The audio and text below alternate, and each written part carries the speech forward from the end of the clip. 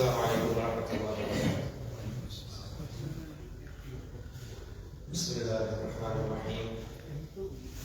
الحمد لله نحمده ونستعينه ونستغفره ونؤمن به ونتوكل عليه ونعوذ بالله من شرور أنفسنا ومن سيئات أعمالنا. من يهده الله فلا مضل له ومن يضلله فلا هادي له. ونشهد أن لا إله إلا الله وحده لا شريك له. ونشهد أن سيدنا ونبينا محمدا عبده ورسوله أرسله الله تعالى بالحق بشيرا ونذيرا وداعيا إلى الله بإذنه وسراجا منيرا. وصلى الله تعالى على خير خلقه محمد وعلى آله وأصحابه أجمعين وبارك وسلم تسليما كثيرا كثيرا. أما بعد فأعوذ بالله من الشيطان الرجيم. بسم الله الرحمن الرحيم. وأنفقوا في سبيل الله ولا تلقوا بأيديكم إلى التهلكة وأحسنوا إن الله يحب المحسنين. وقال الله جل وعلا: وما آتيتم من ربا ليربو في أموال الناس فلا يربو عند الله. وما آتيتم من زكاة تريدون وجه الله فأولئك هم المضعفون. وقال عليه الصلاة والسلام: إن الصدقة لتطفئ غضب الرب وتدفع ميتة السوء. وقال عليه الصلاة والسلام: ما نقصت صدقة من مال. وكما قال عليه الصلاة والسلام.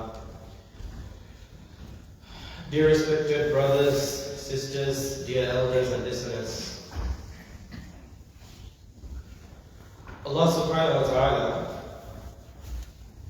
has created men and sent men in dunya solely for ibadah.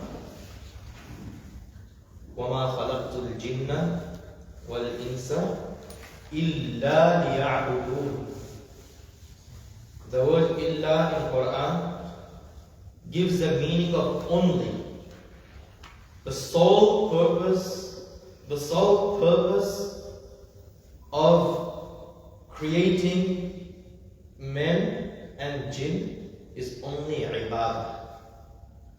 Ibadah, the first hukam given in Quran. The fi'l amr, the meaning of commanding. Allah subhanahu wa ta'ala's commandments. The first command in Quran in Surah Al-Baqarah that came was the commandment of ibadah. Ya ayyuhan nas u'budu rabbakum alladhi khalaqa. Addressing the insan, the human being. Alif Lam refers to all insan, male, female.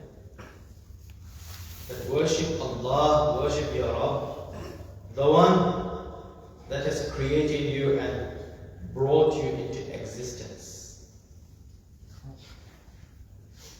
So ibadah is the way to express one's ubudiyyah. What's ubudiyyah? The servitude to Allah subhanahu wa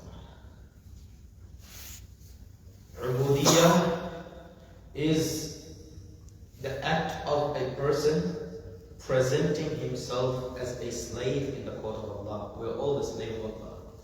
Ibad, ya ibadi, ya ibadi la khawfun alaykum al-yawm wa la antum tahzanun. Allah subhanahu wa ta'ala addresses us as all my dear servants, all my dear slaves.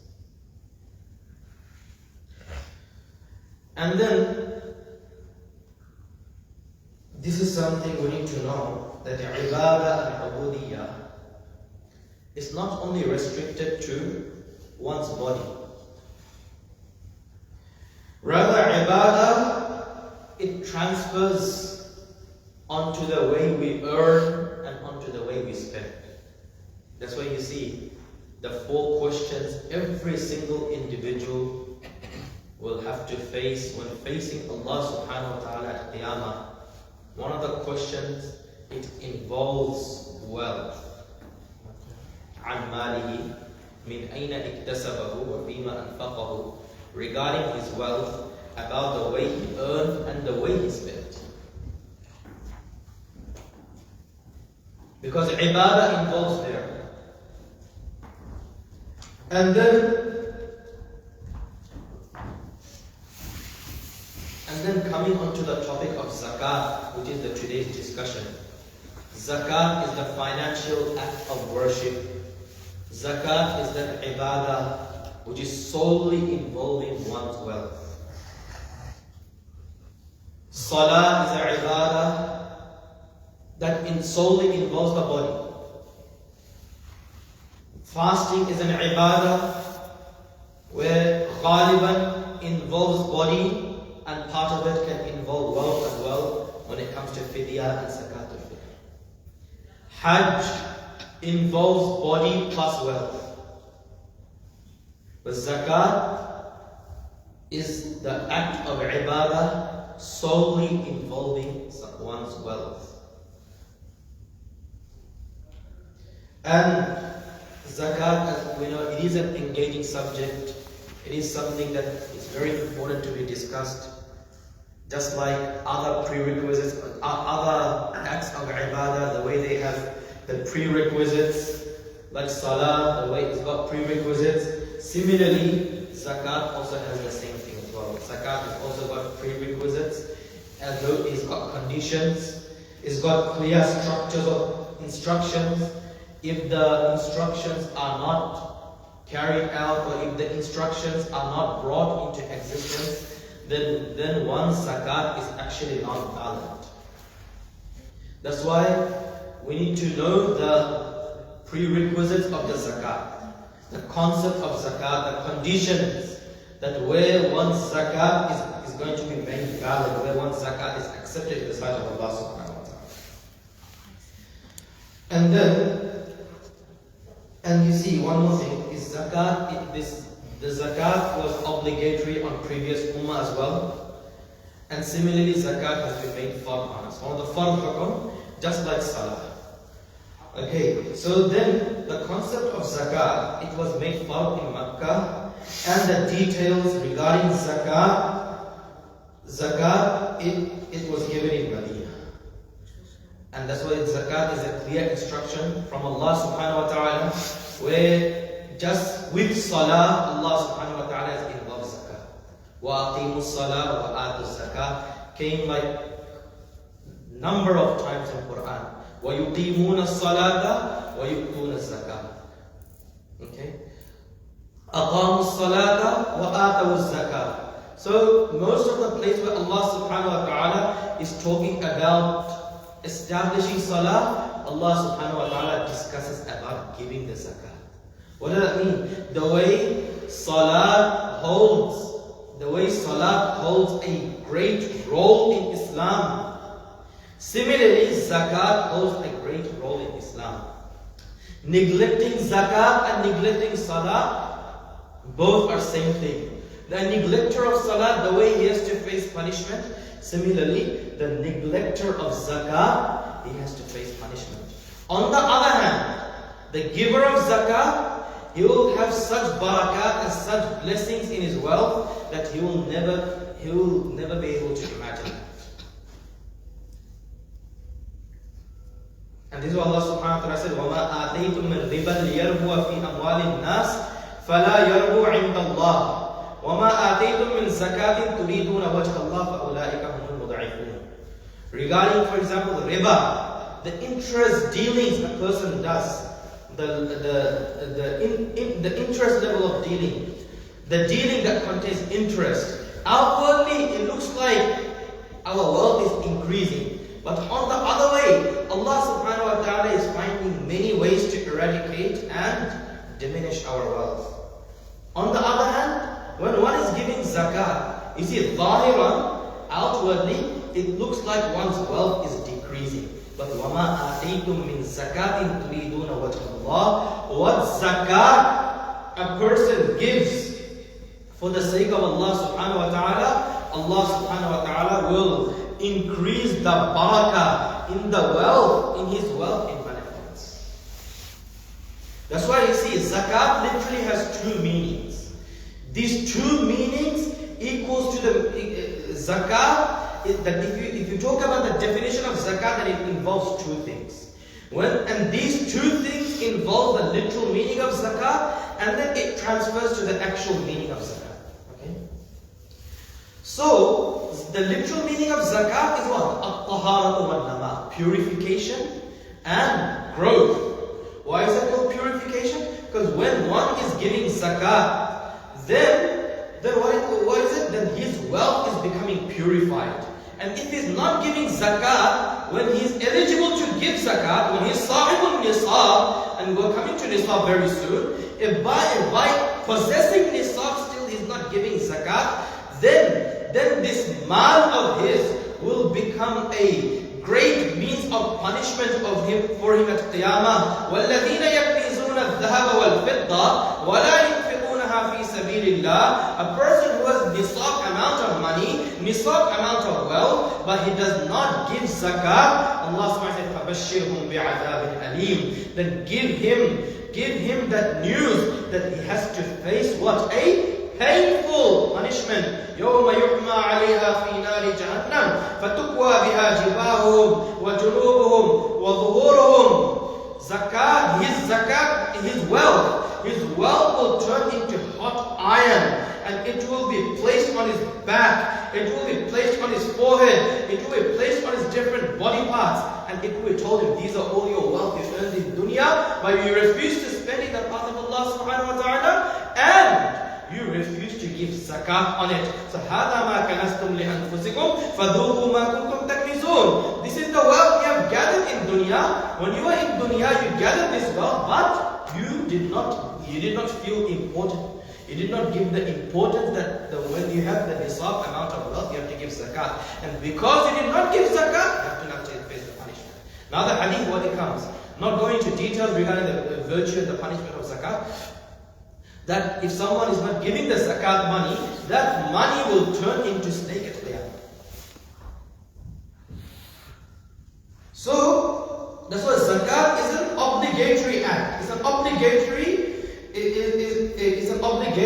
charity. It's an obligatory charity, and if zakat is fulfilled, and the system of zakat, my dear brothers and sisters, is structured in such a way that if the zakat is fulfilled, then inshallah the concept of faqr and poverty will be eradicated absolutely. When it's fulfilled properly, people will be able to stand on their own feet. All the problem that's going on, especially in financial level in dunya, is because the system of zakat is not coming into practice the way it was meant to come.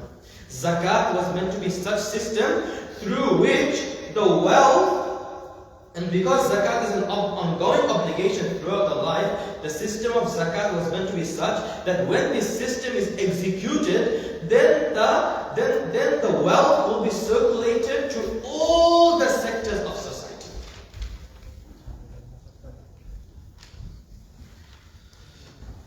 And zakat, the system of zakat should be such. You see, if zakat is fulfilled properly, then it will come. Then such a time will come that people will look for people to give zakat and will not find it. And that's what happened exactly in the time of Umar ibn Abdul Aziz, that there was not even one person. People would search for recipients of zakat, but they would not find recipients of zakat. Why? Because they used to know how to manage their assets. And when we will not have the knowledge of how to manage our assets in an appropriate manner, then there will be no reason of poverty being eradicated. Now, for the person who is sahib al-nisab, when he is executing the system of zakat, then inshallah faqr will be eradicated.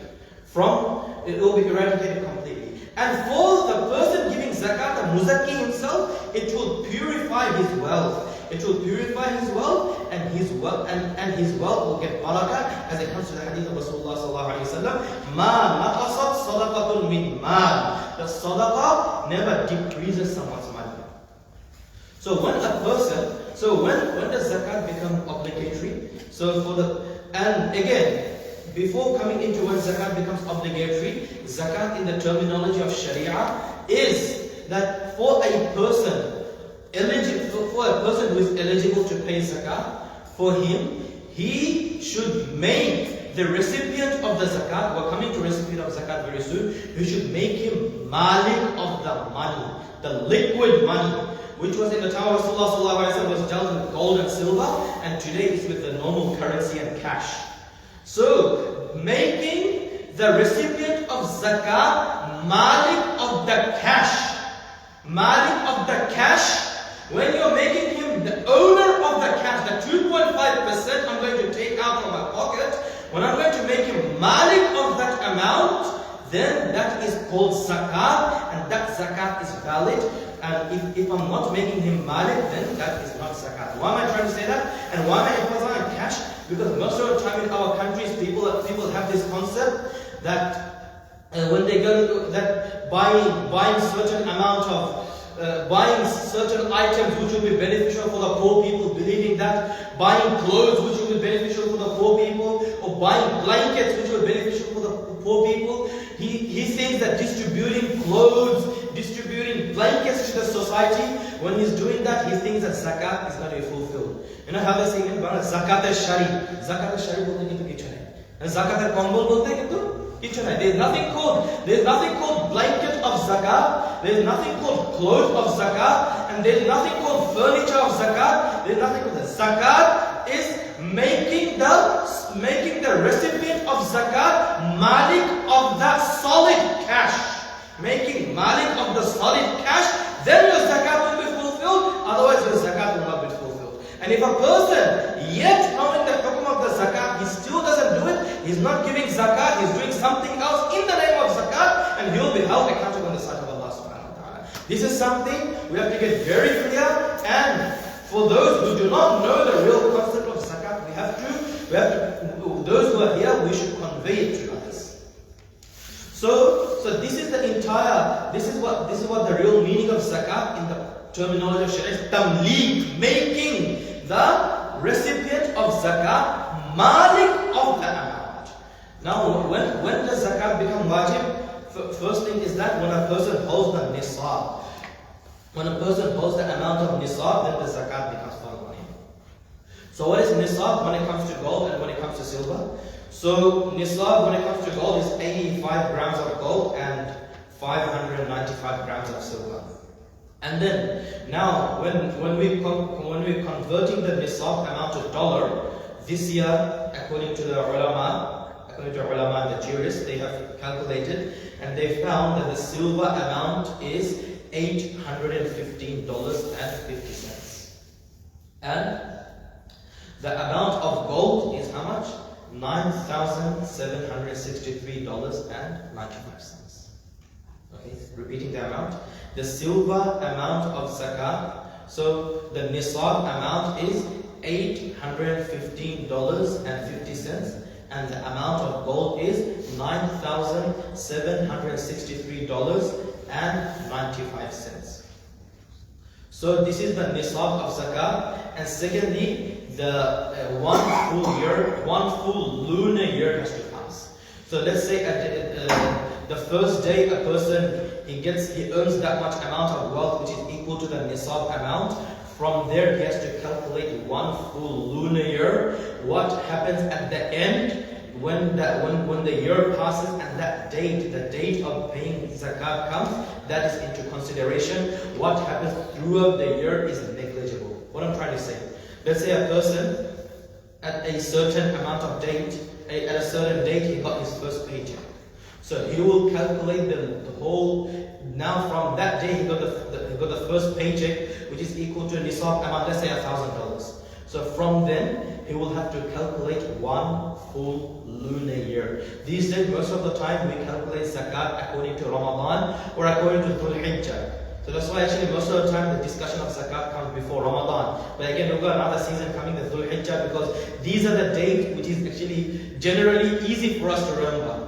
The Ramadan and Dhul Hijjah, these are the dates. It's very easy for us to remember. That's why most of the time those who really want to extract out the zakat money, they do it this time. So the first date I became owner of that much nisabi amount, I will have to calculate the whole lunar year. The whole lunar year, I'll observe the circulation of my money, the circulation of my cash. I will observe whole lunar year. And then what happens at the end comes into consideration.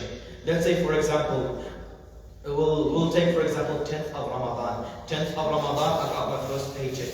Now till next 10th of Ramadan, I'm going to observe the circulation of my money, the circulation of my wealth.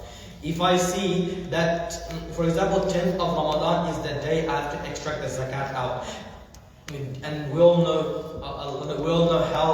how things are so expensive, especially in Sydney and then after that in other cities as well. How the rents and the bills, how expensive it is and how hard for us it is. Those who are facing it are well aware of what they are going through. And when it comes to paying the utilities, bills, electricity bills, and especially the rent of the house. So by the time if he sees that by 10th of Ramadan, he does not have he doesn't have that nisabi amount, for example, then he doesn't have to give zakat. But if he has the nisab amount, then yes, he has to give the zakat. And what I discussed, the silver amount is how much? $815.50, and the amount of gold is $9,763.95.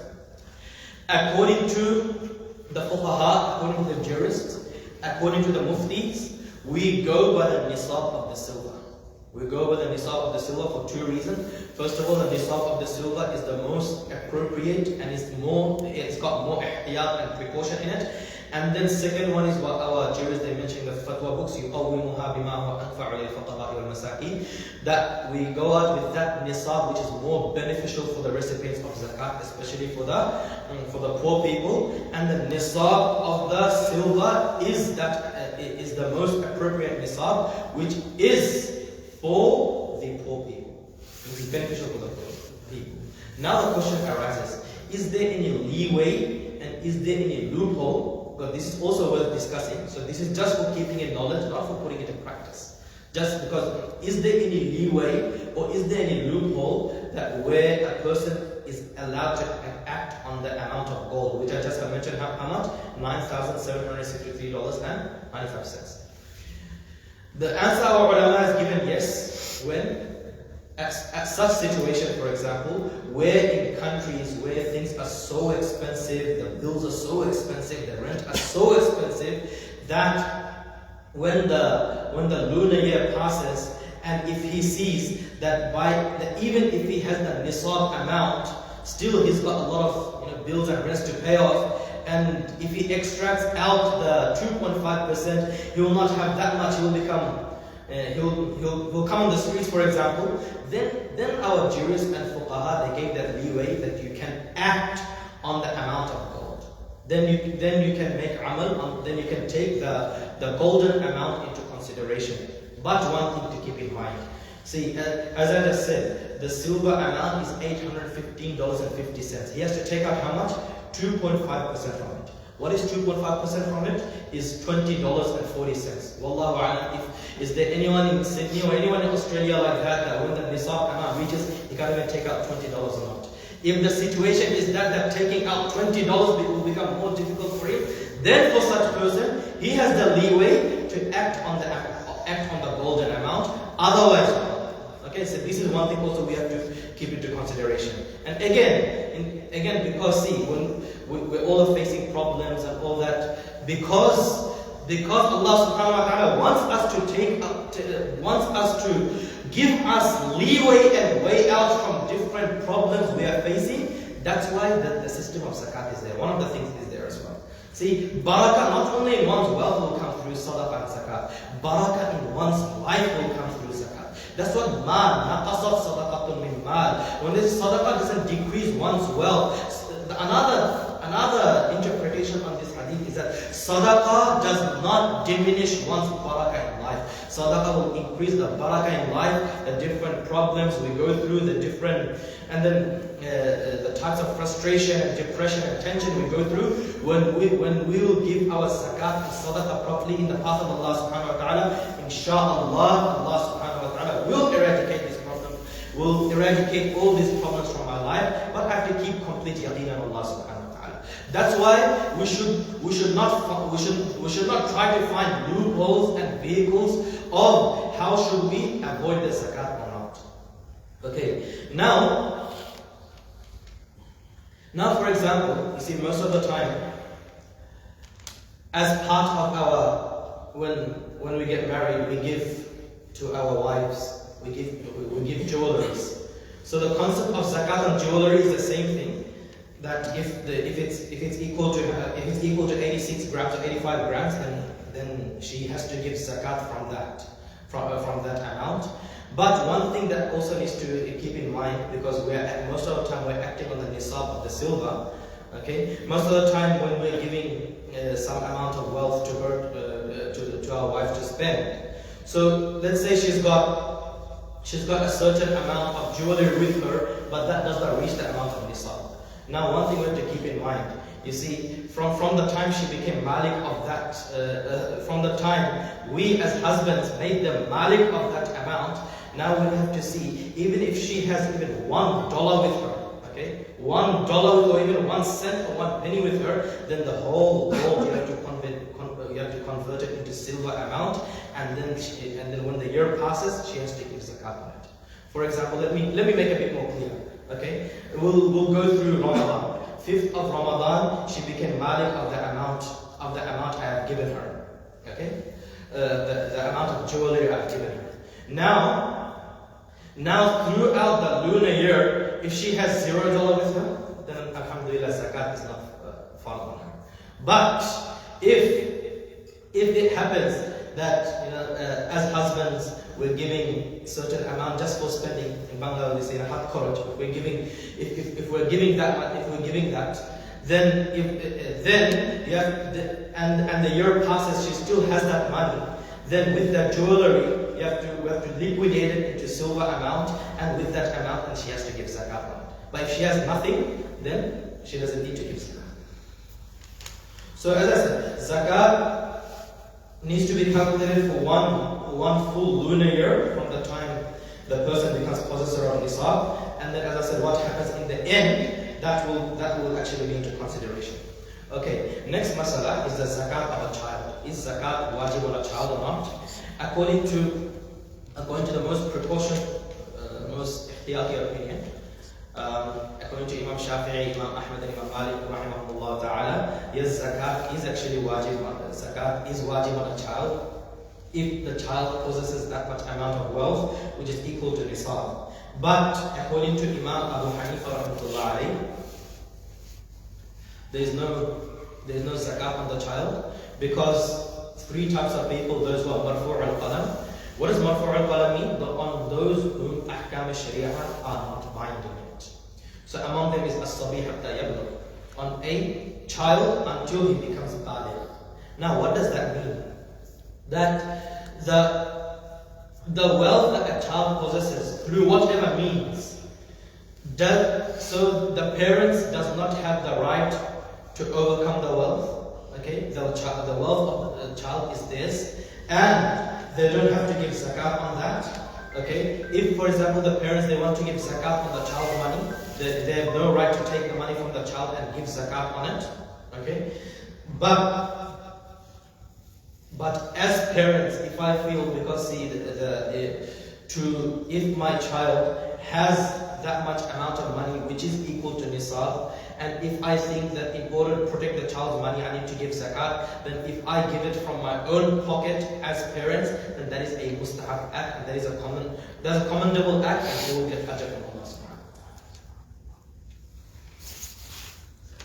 ta'ala. And then regarding zakat on shares, investments, you see, when we're investing on the shares, these shares most of the time it's possible to be liquidated into cash. Okay, one is investing on the shares and one is investing on proper property. Okay, if I'm investing the money on property, then until I don't receive the amount, most of the Jews they say that I don't have to give zakat on it. But if I'm giving zakat on certain shares, stocks, then when the lunar year passes, then I need to liquidate them into cash. Okay, or if I have the ability to liquidate it into cash, or if I'm in the state that I'm able to liquidate that amount into cash, then I have to give zakat on that. I have to calculate the market value of it, and based on the market value, I need to give zakat on it. And then regarding the merchandise, okay, zakat, I have to calculate the merchandise similarly, I have to calculate from one lunar year to another lunar year. I have to calculate the amount of merchandise I have to give zakat on that. And on what value I have to give? Ulama, they say, with the amount I have intention to sell on. For example, if I buy my assets on retail value, on wholesale value, and I'm going to sell it on retail value, then the zakat has to be on the market retail value on it. So I have to calculate the market value of the amount, and then I have to give zakat on that.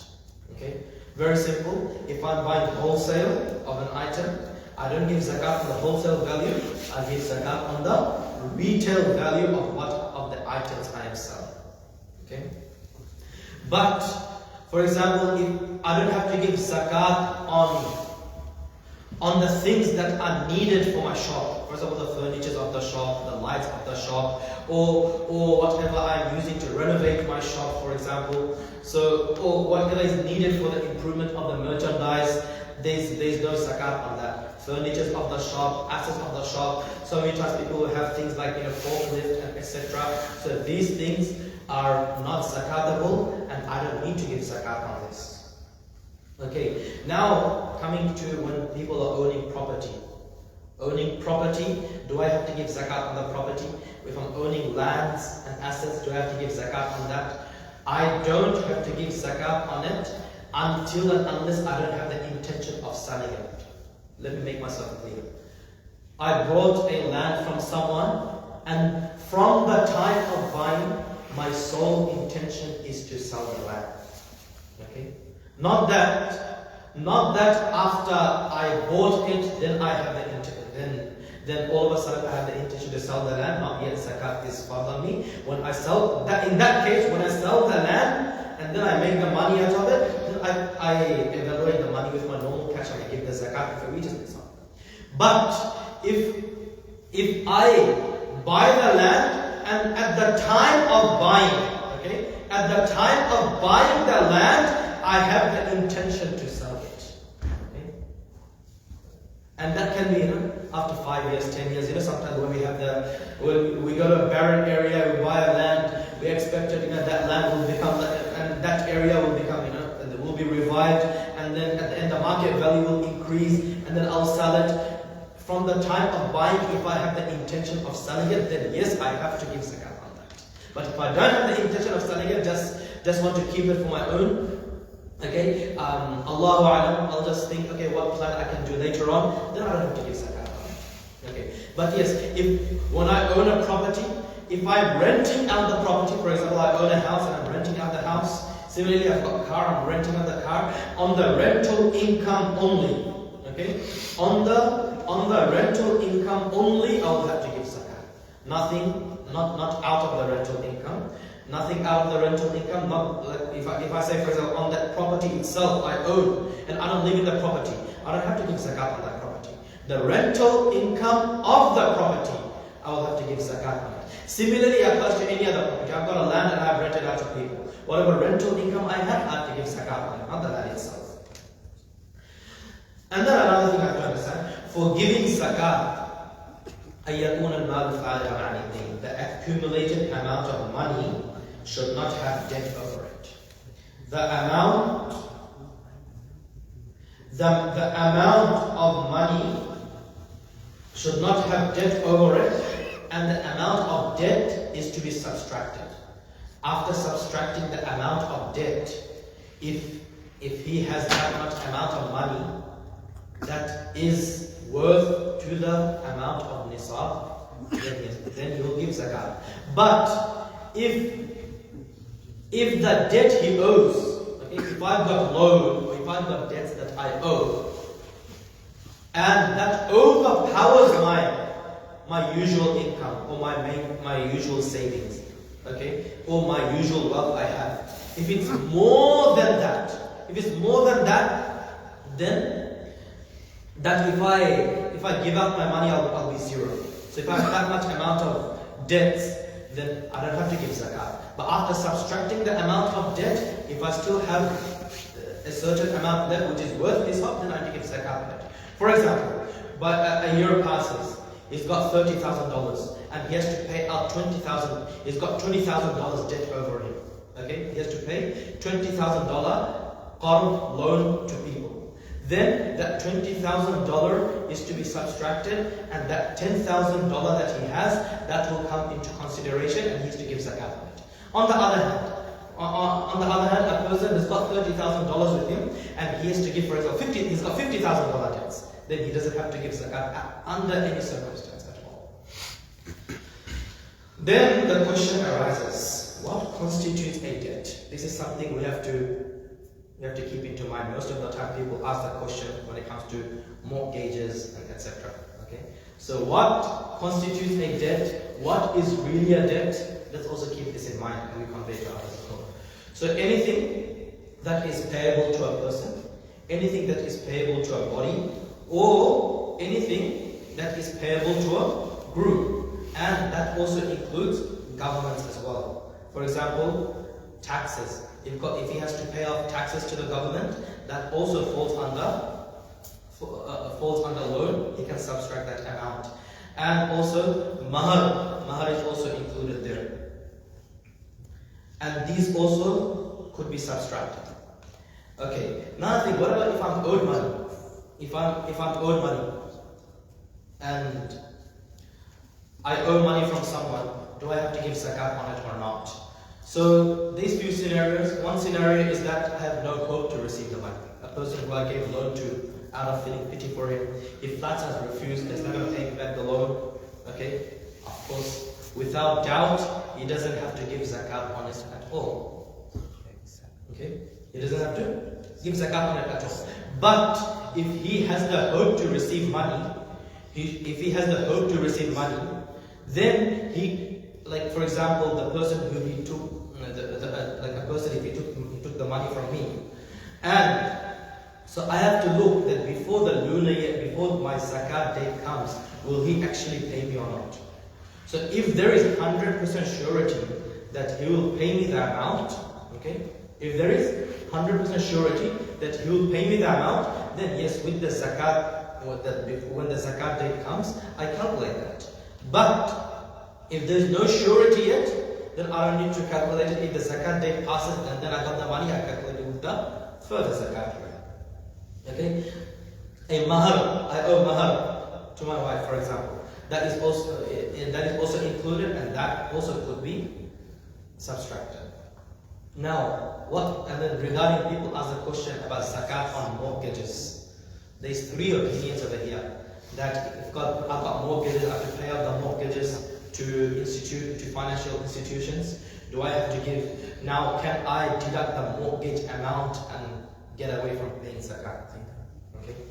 First thing is that most of the ulama and fuqaha, those who take the most ihtiyat opinion, first of all, they are not even in favor. They are not even in favor from taking mortgages from financial institutions for buying houses and cars. That's the first thing. Because financial institution, one way or the other, whether it's Islamic institutions or not, one way or the other, it involves riba even by a little bit. Okay? One way or the other. Because there could be so many questions. Those who are senior jurists, they are more aware of it. Okay? One of the questions could be that arises. Like I can say it's an Islamic institution, probably taking loan from there is halal. There could be a question of where are they taking the loan from? And that other institution, where are they taking the loan from? So there could be so many more. There could be a lot of questions in this way. Okay, flat out, riba is haram. وَأَحَلَّ اللَّهُ الْبَيْعَ وَحَرَّمَ الرِّبَا. So Allah subhanahu wa ta'ala made interest flat haram. And the riba is such, interest is such, فَإِن لَمْ تَفْعَلُوا فَأْذَنُوا بِحَرْبٍ مِنَ اللَّهِ وَرَسُولِهِ. If someone does not stop riba, then he is declaring war against Allah and His Rasul. Okay? So taking riba is also haram. Giving riba is also haram. And the hadith of Rasul Kareem sallallahu alayhi wa sallam, لَعَنَ اللَّهُ آكِلَ الرِّبَا وَمُوكِلَهُ وَكَاتِبَهُ وَشَاهِدَيْهِ. That Allah subhanahu wa ta'ala has given la'ana. Allah subhanahu wa ta'ala has accursed who? Those who take interest, those who give interest. Okay, most of it comes to pay on mortgages. And then those who write interest, those who give witness of interest. Okay, so these four categories of people are undergoing the curse of Allah subhanahu wa ta'ala. So if you're talking about zakat and mortgage, the strictest opinion about that our jurist has given, that on first of all, taking mortgage is haram itself. So that's why mortgages are not even counted in the loan that a person can subtract from one's zakat account, from one's zakat or from one's nisab. There is no question that comes. If it's like that, for example, for 30 years he has to pay off the loan. Wallahu alam, how much will the loan be? Those who deal with it, they know very well. Then if I just look into the mortgages, then I don't even have to pay zakat. And most of us who are involved in this, then doesn't have to give zakat, and there will be no question of paying zakat. Okay. So that's why the first opinion is that mortgages does not come into consideration. There are two more opinions where our jurists actually are lenient on that. At most, what one can do, okay, when it comes to mortgages, the most what one can do is that the mortgage of that year you can deduct. What does that mean? That from the first date of the lunar year till the date when it's due to pay my zakat, that year the mortgage I owe to the institution, yes, I can deduct that much amount of mortgage, and the rest, if it's the nisab amount, then I have to give zakat. If it's not the nisab amount, then I don't have to give zakat. Okay, but not the whole mortgage. No jurist will tell you you deduct the whole mortgage and you get away from zakat. Ittifaqan. No mufti, no jurist, no faqih will say anything like that. We have to keep that in mind. We have to bluntly bear it in our mind, because people ask us these questions. Another stricter opinion, and which the jurists, they say it's a most authentic one, the max you can act on this one is that only that very month, the month that my zakat money is due. Okay. For example, my zakat date is May. So, mortgages we calculate the solar year, not the lunar year, correct or not? Yeah? So, the max I can deduct is that very month. The month of May, for example, only that month I can deduct, but the rest of them I'm not allowed to deduct it at all. So that's like the strictest opinion. That's a moderate opinion between the two, and most of our ulama are inclined to this opinion. But if one wants to stick to the second opinion as well, that is still fine for him. There is no mu'akhadha for him. Normally, the mortgage pay monthly means it's already reducing from his amount. Then the last part, which I have to deduct, which we will be discussing now, is that who should we pay zakat to? Okay. The stricter instruction is given. The instruction has been given in Quran. Is إنما الصدقات للفقراء والمساكين والعاملين عليها والمؤلفة قلوبهم وفي الرقاب والغارمين وفي سبيل الله وابن السبيل. But among them is the fuqara, masakin. Okay. Now coming here, what is faqir and what is miskin? Both of them are eligible to receive zakat. Okay. Also, what is a faqir? A faqir is a person who's got a certain amount of money, but that money doesn't reach the amount of nisab. So we call him a faqir. But a person who doesn't even have that much amount, then he's called a miskin. So these two are the main dominant recipients in today's time. And then when it comes to people collecting zakat,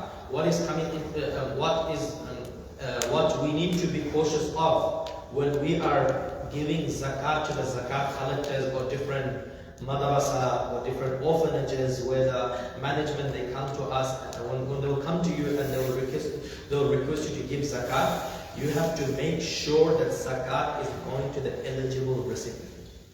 Okay? For example, someone knocked your door and he said, look, I've got an orphanage and we are collecting zakat from it.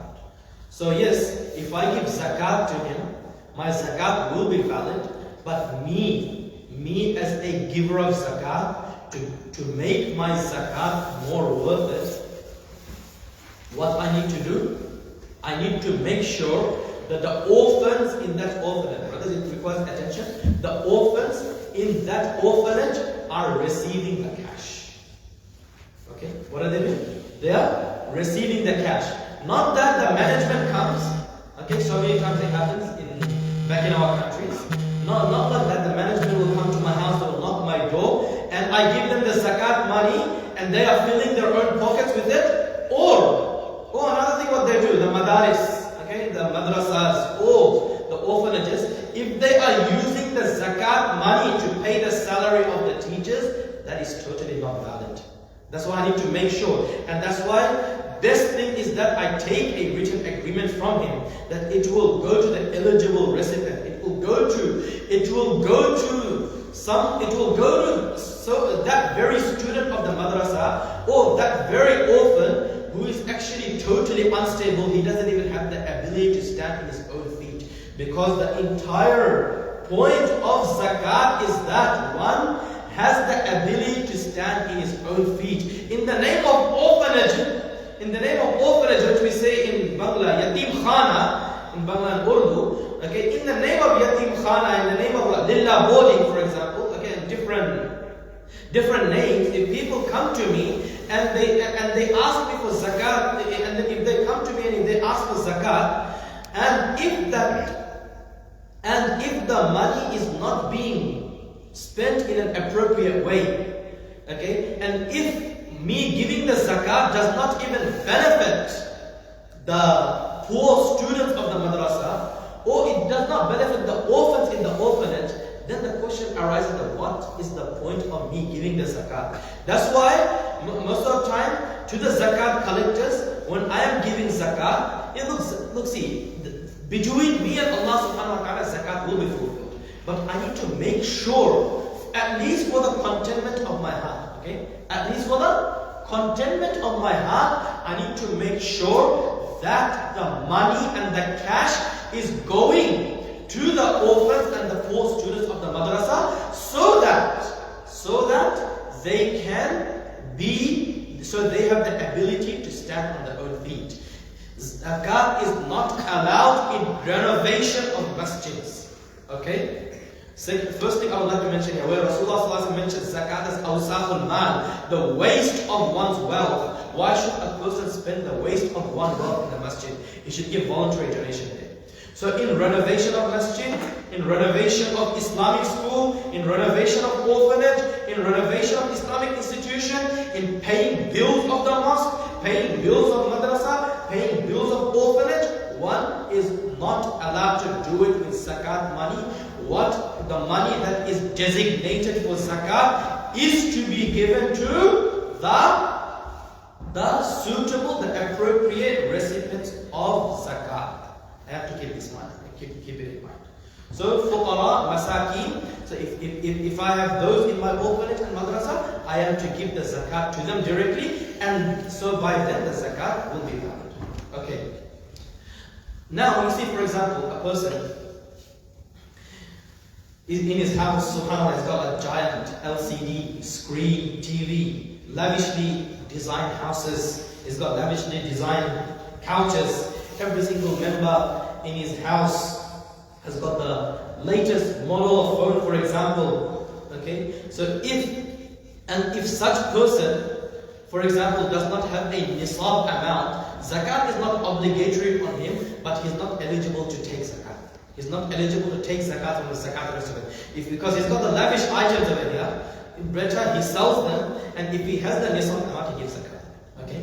So a person has all these latest models of LCD and screen and etc., and then he does not have the zakat amount. He does not have to give zakat. Zakat is not fard on him.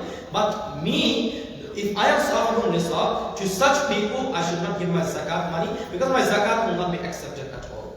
A person who's living his life hand to mouth.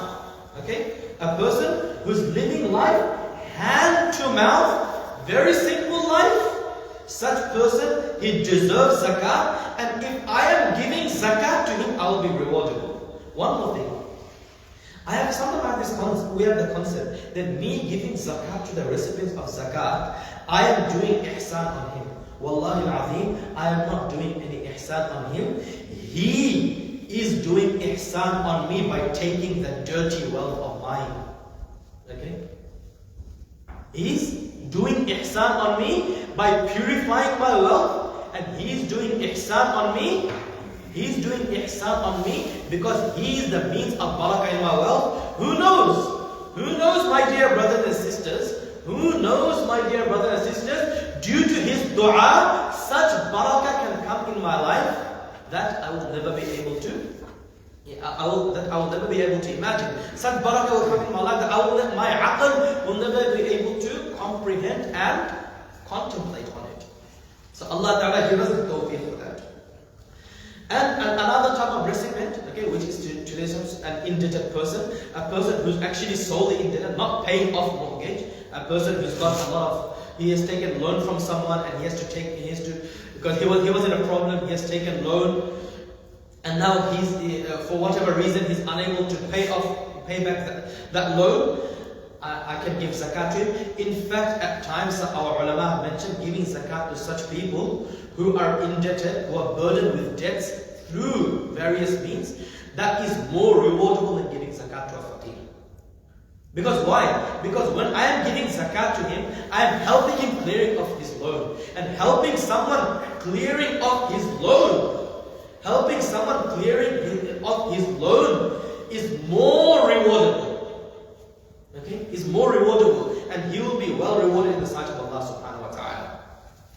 You see, a hadith of Rasulullah sallallahu alaihi wasallam, the Rasulullah sallallahu alaihi wasallam said, whoever wants that Allah subhanahu wa ta'ala, whoever wants Allah subhanahu wa ta'ala frees him from all the anxieties of dunya and akhirah. Whoever wants that Allah subhanahu wa ta'ala frees him away from all the worry and stress of dunya and akhirah, then what should he do? He should let go of a poor person, or he should be easy on a poor person. So ulama, they say those who actually help a person who is undergoing loans, and if he's giving his zakat money to them, then he will be well rewarded for it. Okay? Then another thing, giving zakat to the relatives. Okay, so now giving zakat to the relative, there's two types. One is relation by birth, that is father, grandfather, son, grandson. So this stage, to this level of people, I don't give zakat. Zakat of a son to a father is not valid either, and zakat of a father to the son is also not valid. But yes, I can give zakat to brothers, I can give zakat to my sister, uncle, auntie, okay, close relatives, near relatives. Okay, I can give zakat to them, and also ulama and fuqaha mentioned that giving zakat to them, there is two rewards a person will get. First thing is that you will get the reward of maintaining the ties of kinship, and the second reward, you will get the reward of giving zakat. Very simple. So that is more commendable if a person can give zakat to his relatives, to his uncles, aunties, brothers, sisters' son, brother's son. To these level of relatives, he can actually give zakat to them. Okay, now giving zakat so that a person can be well educated. There's also so many times a person gives question, so many times this question comes and came to me as well. Let me give an example. A family cannot afford to educate their child. Is that family eligible to take zakat? Okay. So education is of two types: compulsory education and non-compulsory education. Okay. So I have to see what type of education is it. Okay. Because let me tell you, giving zakat to help someone pay his tuition, uni fees, that's not zakat problem. Okay. So which education does it fall under? It falls under a basic education. Basic education, so that a person, so that a child, when he grows older, he has the ability to deal with the people in his society. For that basic education, if I think I want to sponsor that family with zakat money, I don't have it. Okay? Let's be clear on this. Now I'm repeating this one more time. A family who cannot afford a basic education, okay? I don't know if we can translate this in our country as primary education or primary school or not, okay? It does not have basic education to educate the child. It doesn't have that much amount of money that family will be able to educate their child with basic level of education, that through that education he is eligible, through which he can be eligible to deal with people outside the globe, outside the box. So that basic sponsor. So if I think through my zakat money, I want to sponsor that family so that that family can provide basic education, that is commendable, because I'm helping with what? Education. So that he can deal properly in the society. But a person doesn't have the ability to pay uni fees. University does not fall under basic education. Keep this in mind very well.